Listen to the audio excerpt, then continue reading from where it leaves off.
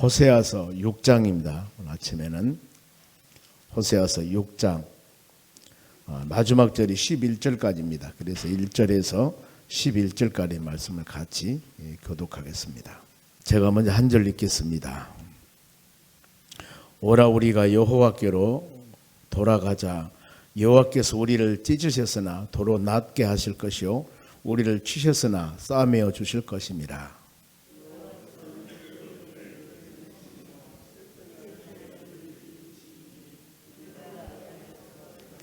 그러므로 우리가 여호와를 알자. 힘써 여호와를 알자. 그의 나타나심은 새벽빛같이 어김없나니 비와 같이 땅을 적시는 늦은 비와 같이 우리에게 임하시리라 하니라.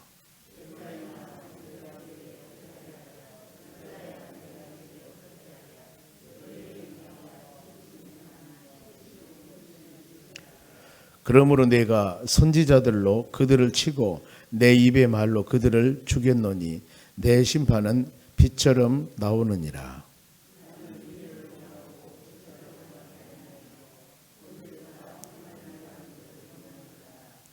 그들이 아담처럼 언약을 어기고 거기에서 나를 반역하였느니라.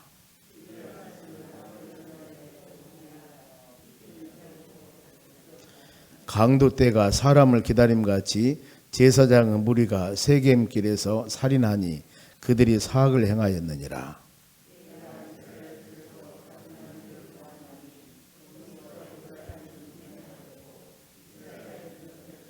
같이 읽습니다. 또한 유다여 내가 내 백성의 사로잡힘을 돌이킬 때 너희도 추수할 일을 정하였느니라. 아멘. 옆 사람에게 오늘도 승리합시다. 좋은 하루 되시기 바랍니다. 오늘 하나님 말씀은 은혜를 누리는 삶입니다.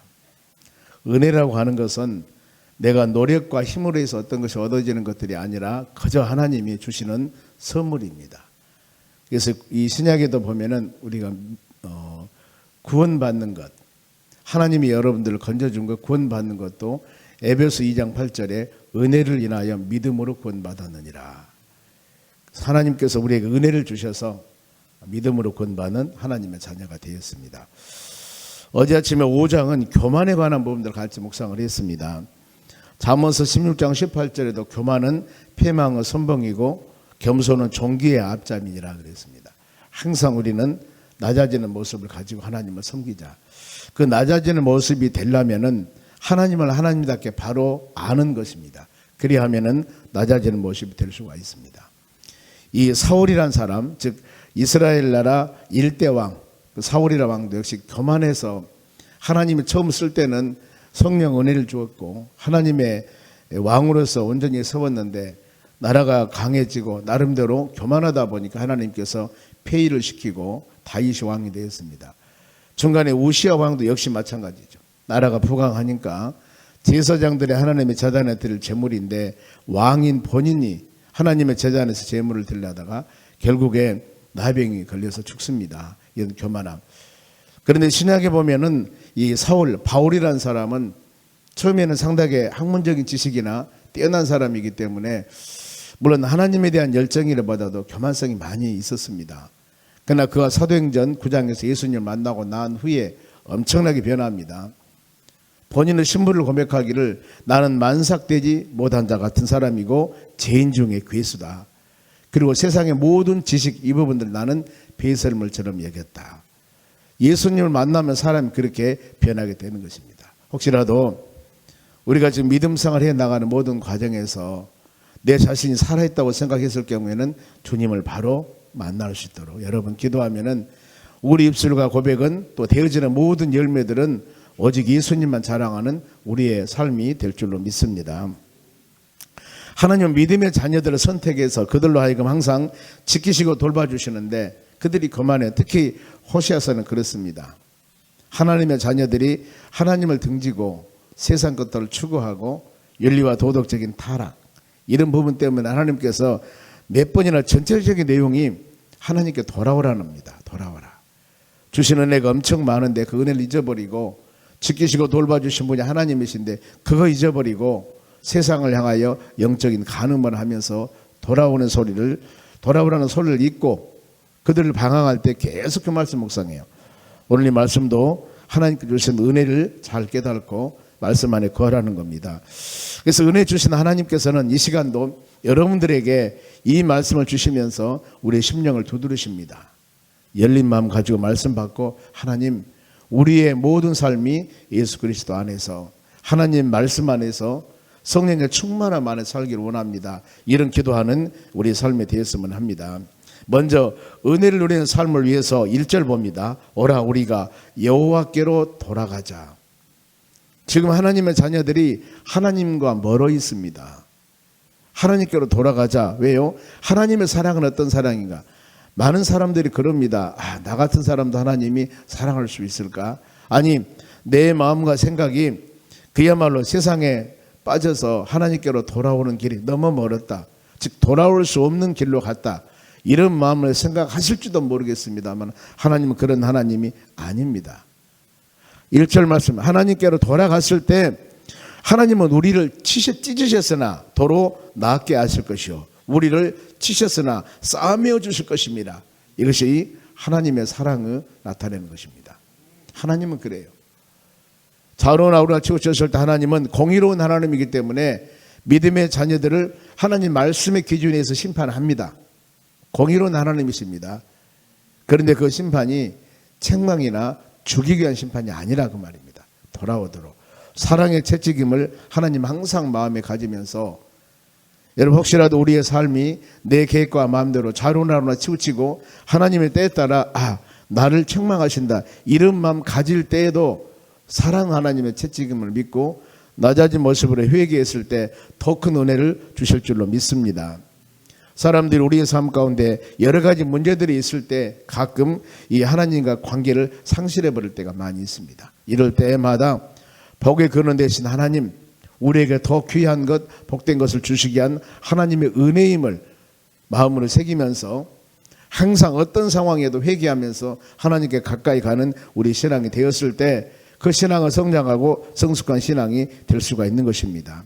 그래서 하나님과 관계, 이 관계만 제대로 회복되면은 모든 일들이 잘 이루어집니다. 예수님을 찾아야 되고, 너희가 나를 전심으로 찾고 찾으면은 하나님을 만나 주신다고 약속의 말씀을 하셨습니다.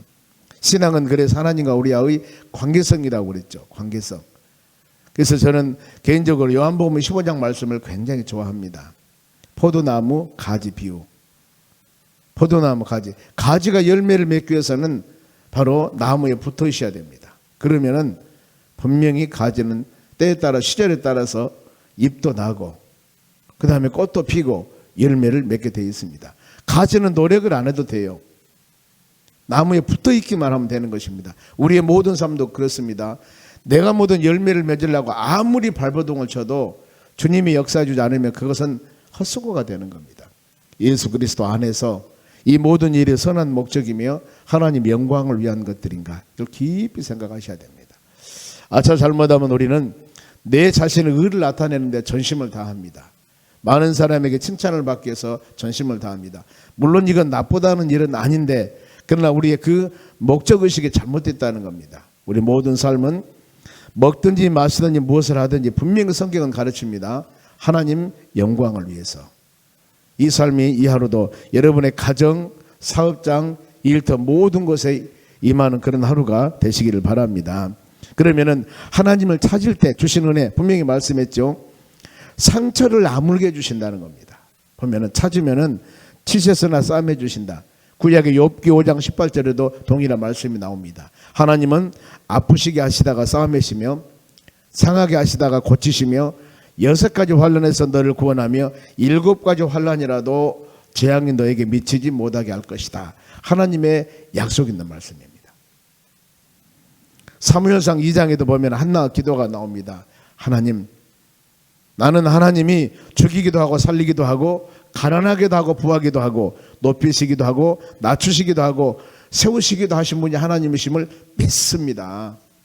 그래야 하기 때문에 하나님은 저를 통해서 약속하신 언약한 열매를 반드시 맺을 줄로 믿습니다. 이런 마음을 갖는 우리 삶이 되어야 합니다.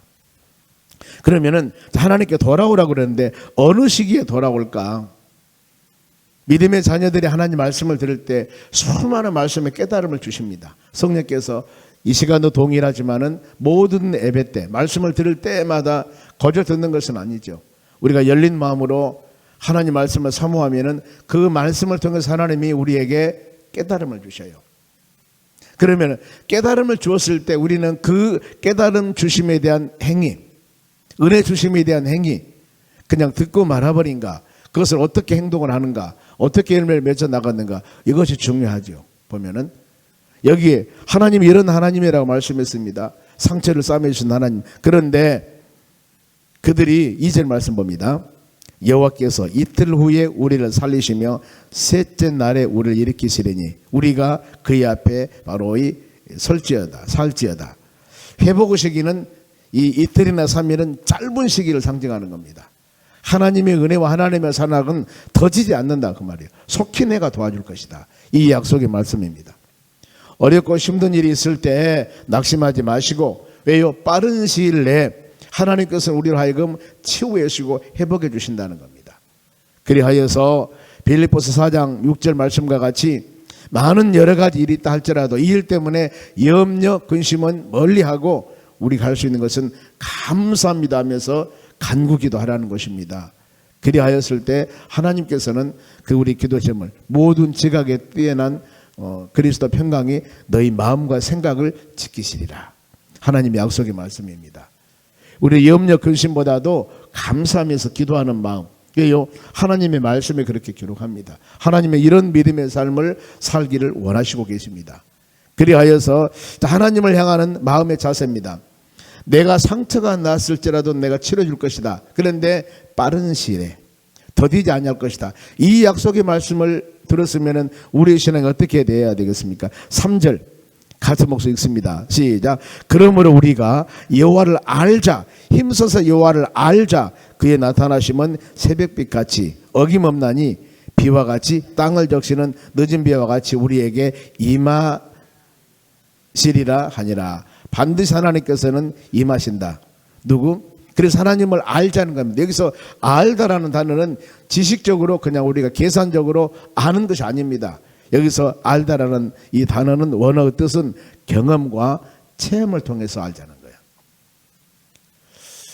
오늘날 믿음 생활에 나가는 우리의 삶이 하나님을 아는 것, 쭉 믿음 생활을 많이 해왔기 때문에 지식적으로서는 하나님을 많이 압니다.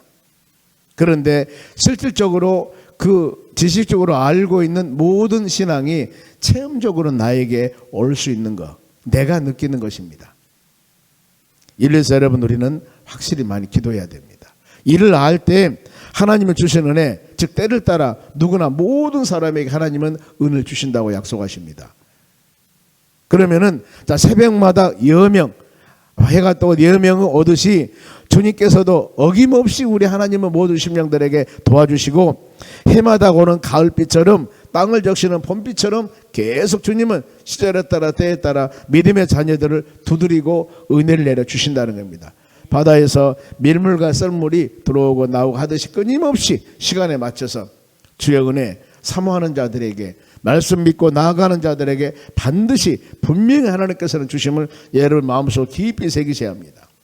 그러면은 이런 하나님의 사랑을 마음속으로 우리는 간직해야 돼요. 보면은요 4절의 말씀이 그 말씀입니다. 보면은 에브라임아 내가 너에게 어떻게 하랴, 유다야 내가 너에게 어떻게 하랴, 너희 인애가 아침의 구름이나 시 없어지는 이슬 같도다 그랬습니다. 보면은요 하나님의 사랑을 마음에 간직해야 되는데 이것을 간직하지 않은 겁니다. 너무나 쉽게 받은 은혜, 하나님의 사랑, 깨달은 것들을 쉽게 그냥 사람들이 넘어가 버립니다. 아침에 이슬 내렸다 하더라도 해 뜨면 이슬 없어져 버리지 않습니까? 이렇게 나에게 주신 은혜를 마음에 깊이 새기면서 이 은혜를 간직하고 믿음 생활에 나가는데 유익하게 하나님 은혜 가운데 살아가야 되는데 은혜를 받기는 받는데 아침 구름이나 이슬처럼 쉽게 없어져 버립니다.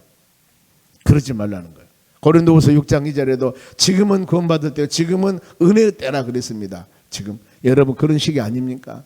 은혜 받고 은혜를 간직하면서 믿음으로 나아가는 우리의 삶. 그래 하나님께서는 성도들에게 바랄 것은, 맡은 자들에게 구할 것은 충성을 원하십니다. 사명을 다하여서 요동치지 말고 흔들리지 말고 믿음 안에 사는 것. 특히 고린도전서 15장 58절이 마지막 절입니다. 고린도 15장은 부활장입니다. 육신적인 부활, 어떻게 믿음의 사람들이 바로 살 것인가, 부활에 관한 부분들인데, 그래서 부활신앙을 고린도 교인들에게 바울 사도가 전했을 때 신앙적으로 많이 흔들려요. 그래서 부활 쭉 말씀을 하면서 마지막으로 이 말씀을 해요. 견고하며 흔들리지 말라. 너희가 수고한 모든 것이 헛되지 아니할 것이라 그랬습니다. 부활은 확실한 것이고 예수님은 부활의 첫 열매가 되셨다. 만일에 믿음 안에 사는 사람들이 부활이 없다고 하면은 그들은 믿음은 헛것이다. 우매한 것들이다. 그렇게 믿음 생활을 해 나가면 이 가치성은 부활의 확실성을 강조하는 겁니다. 우리 하나님 말씀을 계속 묵상하고 믿음으로 사는 여러분들, 하나님의 약속의 말씀은 언약입니다. 반드시 이루셔요. 이걸 믿고, 그래서 하나님의 이름을 여호와 하나님이라 하는 게 그 뜻입니다. 여호와가 약속을 이루신 하나님, 전능하신 하나님, 반드시 이 일을 이루신다는 하나님, 그 뜻이 여호와입니다. 야훼. 입술로서는 여호와 하나님, 하나님 고백하면서 약속을 이루신 하나님. 그래 우리가 매 주일마다 요절 말씀을 묵상을 합니다. 그 요절 말씀이 그 주간의 말씀 선포한 핵심 구절입니다. 2월달에는 찬양에 관해서 말씀을 계속 우리 요절 묵상합니다만은, 그러면서 그 하나님을 믿고 하나님께 우리가 찬양을 드렸을 때 얼마나 찬양이 귀한 것이고 얼마나 찬양이 하나님 원하는 것인가, 또 믿음의 자녀들이 당연히 마땅히 해야 할 일이고, 하나님께 찬양을 드릴 때 어떤 자세와 마음을 가지고 드려야 되는가, 이걸 우리가 마음으로 새기면서 모든 일을 행했을 때 하나님이 받으시는 찬양, 하나님이 받으시는 예배, 하나님이 받으시는 기도, 이것이 여러분 되어져야 되는 것입니다. 아무리 열심히 기도한다 하더라도 하나님이 원치 않은 기도는 그건 헛수고입니다. 예배 다 동일합니다. 모든 것들이. 하나님은 믿음의 자녀들이 아무거나 드리는 모든 기도와 찬양을 다 예배를 받으신 것이 아니라고 그랬습니다. 하나님 원하는 예배가 있습니다. 그래서 우리의 모든 기준을 우리 하나님 원하는데 맞춰가야 되는 겁니다. 그래서 말씀을 듣고 하나님의 선하고 온전한 뜻이 무엇인가를 분별해 보면서, 아, 이것은 주님이 원하는 길이구나, 평탄하고 좋은 길만 하나님이 원하는 길이 아니라 때에 따라 우리로 하여금 가시밭길 같은 곳을 하나님이 가도록 명하실 때가 있습니다. 좁은 문으로 우리는 가야 돼요. 왜요? 나는 평탄한 길, 좋은 길이지만은 이걸 가기를 원하지만은 하나님이 원할 때 가시밭길 같은 고난의 길을 가라고 명한다면은 그 길을 가야 되는 것이 신앙의 도리라는 겁니다. 그래서 신앙은 내 생각과 마음대로 하는 것이 아닙니다. 하나님 말씀 붙잡고 하나님의 세미한 음성을 듣고 하나님을 원하는 선한 뜻을 가는 것이 여러분 신앙이에요. 그 은혜를 여러분들이 잘 간직하셔야 됩니다. 은혜를 간직하지 않으면은 5절 말씀 어떻게 된가 보세요. 그러므로 내가 선지자들로 그들을 치다는 단어입니다. 돌판에 새기다는 의미가 있습니다. 내 입의 말로 그들을 죽였노니 내 심판은 빛처럼 나오니라. 은혜를 간직하지 않고 신앙이 자로나오나 치우친다면은, 말씀에 순종하지 않는다면 반드시 보응이 있다는 것입니다. 우리 하나님 말씀을 들을 때마다 하나님의 음성으로 들을 수 있는 그런 믿음의 귀 될 수 있도록 간절히 간구하셔야 돼요. 내 머리는 머리로, 마음으로 하나님의 말씀을 판단해서는 안 된다는 겁니다. 소돔성이 멸망당할 때 노수 사이는 농담으로 얘기했습니다. 노수 부인은 뒤를 돌아봤습니다. 말씀대로 순종하지 아니한 결과가 다 하나님 보시기에 합당하지 못한 결과가 되는 것입니다. 하나님은 절대 그렇게 명하지 않았습니다. 앞만 바라보고 가라. 뒤에서 무슨 소리가 나듯 반드시 나는 소돔성을 멸망한다. 이게 하나님께서 바로 계획인데, 하나님의 계획을 인간들의 테스트를 하는 겁니다. 이것은 가장 올바르지 못한 행동입니다. 그러면은 하나님 원하는 것은 어떤 것일까? 6절 말씀 한 목소리 읽습니다. 나는 인애를 원하고 제사를 원하지 아니하며 번제보다 하나님을 아는 것을 원하노라. 이것이 하나님의 원하심입니다. 요약을 하면은 외식적인 것을 원치 않고 마음 중심을 원한다는 것입니다. 경건의 모양보다는 경건의 능력을 원한다는 겁니다. 믿음 있는 신앙, 즉 능력 있는 신앙, 행함의 신앙, 외식적인 것이 아닙니다. 중심으로 하나님께 드려지는 것입니다. 그 사람이 와서 바로 아무리 번제 많은 것을 가지고 왔지만은 하나님을 바로 알지도 못하면서 번제 드림이 되겠냐 그 말입니다. 예배를 드릴 때 예수님이 어떤 분이고 하나님이 어떤 분이고 성령님이 어떤 분이고 이 정도는 마음으로 새기면서 우리가 지금 이 시간 드리는 예배가 기도가 찬양이 하나님을 향하여 들어집니다. 그 하나님은 성품은 어떤 분입니다. 전지전능하시고 무소부재하시고 영원불멸하신 하나님. 이 하나님께 드린다는 그 마음을 가지고 드렸을 때 내 새끼 내 자식하고 하나님이 받으시는 거예요. 이런 의미를 알지 못하고 그냥 물질만 가지고 하나님 이렇게 많이 가지고 왔습니다. 그런다 하더라도 하나님께서는 주님을 바로 알아야 된다는 겁니다. 그러면서 바로 불의한 것들을 몇 가지 비유를 하고 있습니다. 보면은 아담을 비유합니다. 지금 잘못 드린 거 하나님 옷이 합당하지 않는 것을 드렸을 때 7절 봅니다. 아담처럼 약속 하나님 말씀입니다. 약속을 어기고 나를 반역하였다. 반역은 배반 거짓으로 대한 것입니다. 창세기 3장의 내용입니다. 하나님께서는 창세기 2장에 선악과를 먹지 말라. 먹으면은 반드시 확실히 너는 죽는다 했습니다. 그런데 창세기 3장이 타락장입니다. 하나님 말씀은 분명히 말씀을 주셨습니다. 이 사단 마귀라는 놈이 와서 그 말씀을 미혹하도록 만듭니다. 미혹하도록. 이랬을 때 하와가 선악과를 먹게 됩니다. 결과 아담도 범죄하게 됩니다. 에덴 동산에서 바로 그들은 멀리 쫓아냄을 당합니다. 우리가 이런 부분들을 볼 때 결과로 아담은 땀을 흘리며 고생을 해야 되고 하와는 잉태 고통한 수고를 해야 됩니다. 뱀은 흙을 먹으며 땅을 괴야 되고 땅은 가시와 엉겅퀴를 내고 모든 환경들이 범죄의 결과로 이렇게 타락하게 되어버립니다. 그래서 그 부분들입니다. 언약, 약속, 말씀 반역하지 말고 순종해라는 것이 지금 말씀의 요절입니다. 그러면은 길르앗 백성들은 이렇게 하나님께서 말씀에 순종하라 했는데 길르앗에 사는 백성들이 어땠을까? 그들의 제약이 8절입니다. 길르앗은 악을 행하는 자의 고울이라 피 발자국으로 가득했다. 자, 길르앗이 어떤 곳인가? 길르앗은 도피성이 있는 곳입니다. 도피성. 도피성이라고 하는 것은 어떤 사람이 지금 이 망치를 가지고 못을 박다가 망치가 자루에서 빠져버렸습니다. 그게 날아가 가지고 다른 사람 머리를 때려서 그 사람을 직살해 버렸어요. 도끼질을 하다가 도끼자리가 빠져가지고 옆에 있는 사람이 맞아 죽어버렸습니다. 그 사람 죽이려고 하는 게 아니었습니다.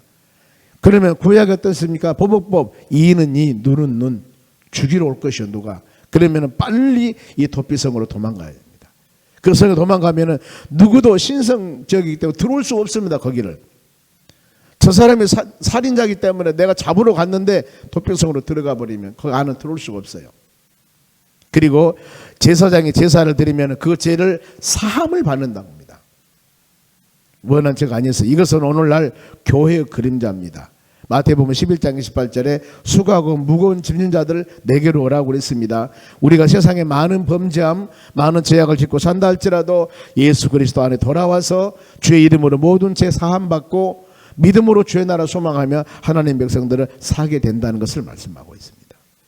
그런가 하면은 피 발자국을 가득 찼다. 그 말은 가는 곳마다 바로 피자국뿐이었다. 지금 보면 이 도시가 이랬습니다. 은혜의 장소, 하나님 예배하고 찬양할 그 장소가 피밭으로 변해버립니다. 하나님의 교회가 찬양하고 말씀 묵상하며 예배를 드려야 되는데 교회에서 니파 네파하고 싸움이나 하고 시상것들이나 하게 되고 타락해버린 역사가 되면은 길르앗처럼 되어버린 건 똑같이 되는 겁니다. 자, 그러면은 길르앗 백성뿐만 아니라 제사장들의 제약입니다. 영적인 지도자입니다. 9절 보세요. 강도 때가 사람을 기다림같이 제사장 무리가 세겜길에서 살인하니 제사장들이 살인을 하고 그들이 사악을 행하는도다. 제사장이 누구예요? 하나님의 성전에서 제단에 제물을 드리는 영적인 지도자들입니다. 그런데 이들이 숨어서 사람을 기다립니다. 지금 이 말씀의 지도자가 타락하면은 영적인 지도자가 타락하면 이렇게 되는 겁니다. 강도 때처럼 숨어서 합니다. 그래서 어떻게 하면은 성도들에게 긁어낼까? 성도들에게 바로 많은 것을 빼앗을까? 이것만 연구하고 있다면 어떻게 되겠습니까, 여러분? 안 되죠. 그들이 세겜길에서 살인하니 세겜도 방금 길리앗과 같이 여기도 도피성이 있는 곳입니다. 이렇게 신성한 곳인데 은혜의 장소가 오물의 장소로 변해버렸습니다. 말씀 듣고 회개 운동할 장소가 우상 숭배하는 장소로 변해버린 겁니다. 그러면 안 되죠. 얼마나 하나님 마음 아프겠습니까? 그러면서 이제 마무리하면서 이스라엘 백성들의 제약상을 말씀을 합니다. 자, 10절 읽고 마치게요. 내가 이스라엘 집에서 가증한 일을 보았나니 거기서 에브라임은 음행하였고 이스라엘은 더럽혀졌느니라. 이렇게 마무리합니다. 지금 쉬운 성경에 보면은 소름 끼치는 일을 보았다. 몸을 팔고 더럽혔다. 누구? 이스라엘 백성들이. 이것은 영적인 간음을 말합니다. 요즘에 자주 쓰죠. 영적인 간음. 야고보 4장 4절 말씀. 세상과 짝하는 것은 바로 하나님과 원수가 되는 것. 이것을 영적인 간음이라고 합니다. 그런데 육신적인 부분도 있습니다. 보면은요. 육신적인 부분들. 우리는 우상 숭배함이나 하나님을 섬기며 믿음 안에 살아야 되는데 이러지 못한 삶은 하나님 보시기에 합당하지 않습니다. 결론 부분들입니다. 경건하게 겸손하게 믿음으로 살아야 됩니다. 지금은 추수 때 생각하면서 모든 것은 여러분 심는 대로 거둡니다. 하나님은 폭포수와 같이 많은 은혜를 무시로 시수로 우리에게 내려주시고 여러분 깨달음 받습니다. 그러면은 나에게 준 그 은혜를 마음에 깊이 간직하면서 그 하나님의 은혜, 하나님의 사랑 안에 거하는 여러분 되시기 바랍니다. 어떤 때에 보면은 믿음의 자녀들이 너무나 은혜가 메말라 있는 것처럼 보일 때도 있습니다. 이럴 때마다 더욱더 주님께 가까이 가서 말씀 묵상하면서 은혜가 풍성한 하나님의 교회, 여러분의 가정에 내 심령 가운데 은혜가 풍성하여서 우리가 가는 곳마다 영향력을 나타내며 가는 곳마다 예수 그리스도의 향기를 나타내는 믿음의 자녀들이 되시기를 주의 이름으로 축원합니다. 기도하겠습니다.